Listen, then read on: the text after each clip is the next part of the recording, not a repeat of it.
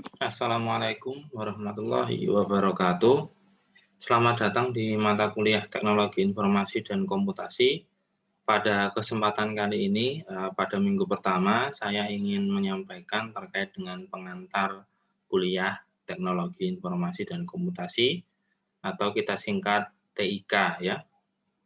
Untuk mata kuliah TIK ini, tim dosennya ada Pak Heri Ahmadi MA, Ogi Wijaya MP, kemudian saya sendiri, Zuhud Rozaki. Dan mata kuliah ini memiliki SKS, 2 SKS materi dan 2 SKS praktikum dua-dua. Jadi memang untuk mata kuliah TIK ini memiliki waktu yang lebih lama. Kalau dulu ketika belum ada pandemi, itu karena memang satu SKS praktikum itu 100 menit, itu luar biasa lamanya. Jadi dalam seminggu kita bagi menjadi 2 ya. 2 hari itu untuk mata kuliah TIK, pertemuan pertama dan pertemuan kedua. Sama halnya dengan itu nanti untuk pada perkuliahan pada masa pandemi ini karena nanti banyak online ataupun offline, meskipun offline nanti tidak terlalu panjang ya jamnya, itu tetap seminggu 2 kali. Nah, nanti bagaimana pembagian materinya, bagaimana yang harus apa yang harus dilakukan, nanti akan saya sampaikan pada pengantar ini.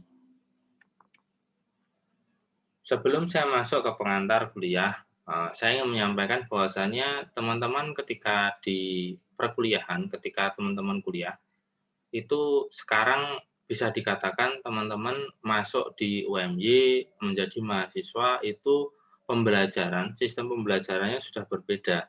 Tidak seperti ketika teman-teman di bangku SMA. Kalau bangku SMA, itu masih pada sisi pedagogis atau pribadi yang bergantung pada guru.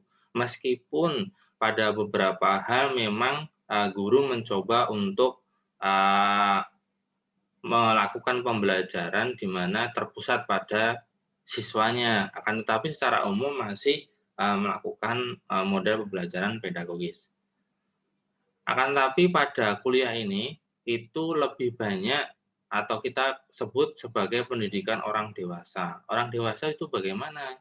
Orang dewasa itu ketika belajar, ya dia belajar secara mandiri, dia belajar lebih banyak mengandalkan diri sendiri, bukan mengandalkan gurunya atau dosennya, gitu ya.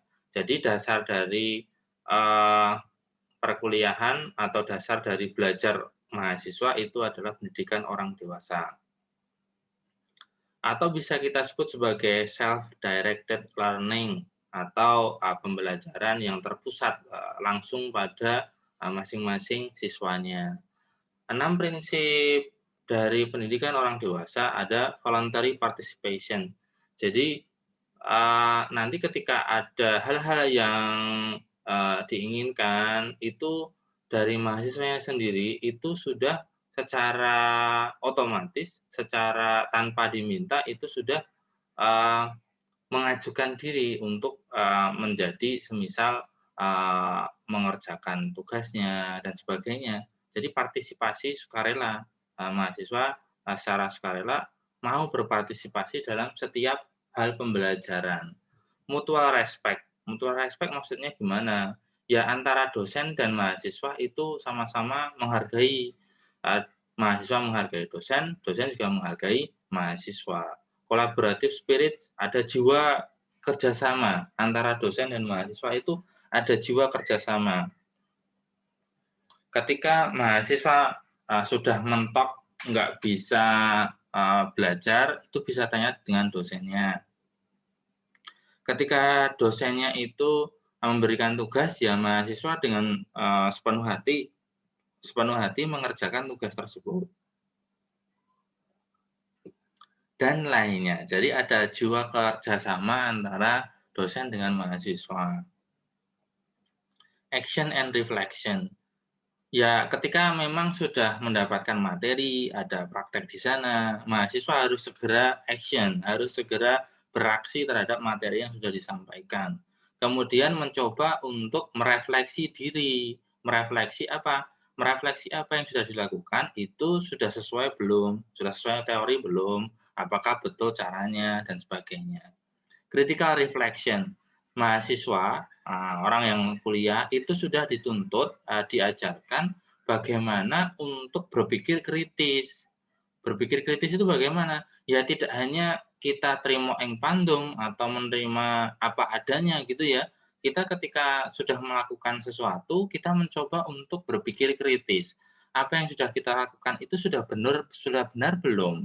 Yang kita lakukan itu sudah sesuai belum? Kita mencoba untuk berpikir kritis. Jadi tidak hanya, berdiam diri, disuruh A ya A, disuruh B ya B, ya sudah, habis itu tidak ada proses refleksi, tidak ada proses, evaluasi, ya jangan seperti itu. Mahasiswa sebagai seorang mahasiswa itu sudah harus ada namanya critical reflection atau, refleksi kritis gitu ya. Self direction, maksudnya apa? Ya kayak tadi, self directed learning atau pembelajaran yang berpusat pada diri sendiri. Jadi jangan, mengharapkan semua hal itu harus keluar dari mulut dosen. Mungkin dosen itu hanya memberikan pengantar-pengantar atau clue-clue atau hint-hint yang, itu bisa membantu mahasiswa untuk belajar. Untuk sisanya, itu mahasiswa harus bisa mengembangkan diri sendiri. Kalau teman-teman, mahasiswa itu belajar hanya mengandalkan dari mulut dosen, apa yang keluar dari mulut dosen, apa yang keluar dari materi dosen, ya dia tidak akan bisa berkembang. Dia harus bisa untuk mengembangkan diri. Dengan apa? Sekarang sangat mudah kita mencari materi, sangat mudah kita mencari pembelajaran di internet. Nah, kita coba belajar di sana. Pak, lah itu kalau mencari di internet bisa, kenapa harus kuliah? Nah, begini, teman-teman ketika belajar di internet nanti akan ada materi, web evaluation atau evaluasi web pada TIK ini. Nah, di sana kita akan mencoba untuk, menganalisis web itu apakah bisa dipercaya atau tidak, kemudian bagaimana kita mencari, informasi yang benar dan sebagainya. Nah, ketika teman-teman belajar lewat internet, itu harus dibimbing oleh yang kita sebut sebagai dosen gitu ya. Tidak serta-merta belajar, lewat internet terus kemudian selesai, enggak gitu ya. Kemudian kalau hanya belajar lewat internet nggak perlu kuliah, lah nanti ijazah kalian ijazah dari Google atau ijazah dari Yahoo, kan, kemungkinan nggak kepakai kan buat sendiri gitu ya. Jadi memang, pada kuliah itu teman-teman harus yang namanya pendidikan orang dewasa atau self directed learning gitu ya. Kalau di sebelah kanan ini teman-teman bisa lihat ini perbedaan antara pedagogis dan andragogis. Teman-teman harus, melihat yang bagian andragogis. Sekarang sudah mulai harus, andragogis gitu ya. Untuk motivasi belajar tidak harus mendapat pujian, tapi internal insentif atau curiosity gitu ya, atau, ketertarikan. Kemudian, kita mencoba untuk membuat goal atau membuat tujuan pribadi, semisal IPK saya lulus itu harus minimal 3,7. Ya udah bagaimana kita bisa mencapai itu? Oh, semisal pada semester ini IPK-nya 3,8, oh alhamdulillah, memuji diri sendiri atau internal insentif, kita memberikan insentif diri sendiri. Orientasi belajar itu adalah task or problem center. Jadi bagaimana kita bisa memecahkan masalah. Untuk kesiapan belajar, kita harus berkembang dari tugas, masalah, dan pengalaman. Untuk pengalaman belajar, kita digunakan sebagai sumber belajar, karena memang kita kan self-directed learning. Oke, itu sekedar pengantar atau sekedar motivasi teman-teman kalau memang sudah masuk di dunia perkuliahan, itu jangan sampai teman-teman hanya mengandalkan dari apa yang keluar dari mulut dosen, apa yang, keluar dari materi dosen, apa yang materi yang diberikan oleh dosen. Tapi teman-teman harus apa, harus mencoba untuk mengembangkan diri. Oke, kita masuk pada materi kuliah atau matriks pembelajaran. Kita di sini punya 16 minggu, minggu 1 sampai minggu 16 ya. Karena memang, standarnya adalah 16 minggu. Tapi minimal minimal sebenarnya, perkuliahan itu boleh disampaikan dalam waktu 14 atau 15 minggu, maksimal 16 minggu. Tapi untuk TIK memang ya 16 ini, cukup enggak cukup ya, kalau dikurangi 16 memang, kurang kurang bisa untuk bisa, mencakup semua materi yang ada di, perkuliahan ini. Oke, saya coba sampaikan satu-satu ya, Dek, ya. Materi pertama itu mohon maaf, pekan pertama bisa dilihat di sini adalah kontrak kuliah dan pengantar TIK. Untuk minggu ini, teman-teman hanya mendapatkan kontrak kuliah dan pengantar TIK. Dalam satu minggu ada 2 sesi, bisa dilihat di jadwal.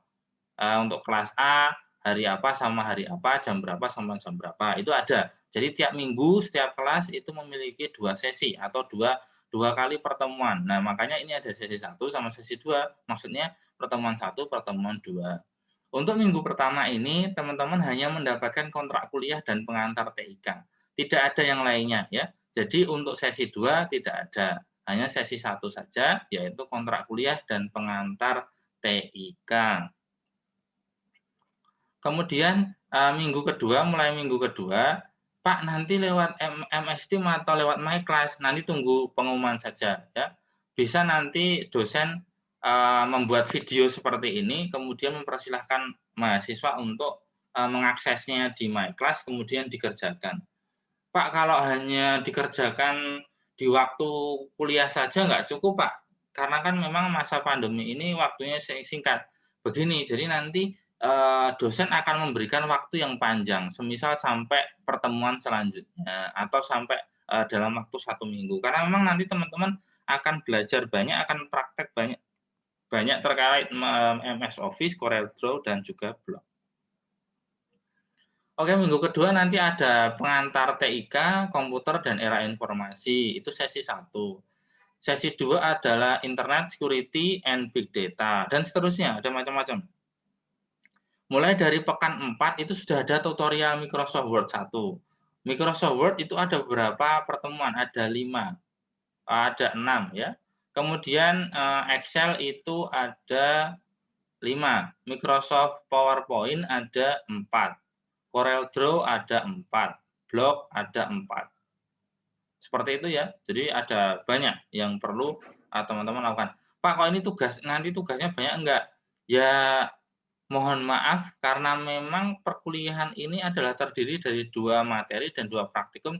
Praktikum ini yang teman-teman memang harus harus mengerjakan karena kan sebagai pengganti offline. Jadi sebagai pengganti teman-teman, belajar langsung datang di kelas. Nah, teman-teman pastinya nanti akan ada beberapa tugas sebagai pengganti praktikum gitu ya. Jadi mohon dimaklumi. Tapi kalau untuk semisal, pengantar TIK, kemudian internet security atau materi-materi yang lainnya, nanti coba kita pertimbangkan perlu adanya, eee, tugas atau tidak gitu ya. Tapi kalau untuk praktikum karena itu praktek ya nanti pastinya ada yang perlu dikerjakan gitu ya. Untuk penilaian itu, bisa komponennya seperti ini, bisa dinilai, bisa dilihat gitu ya.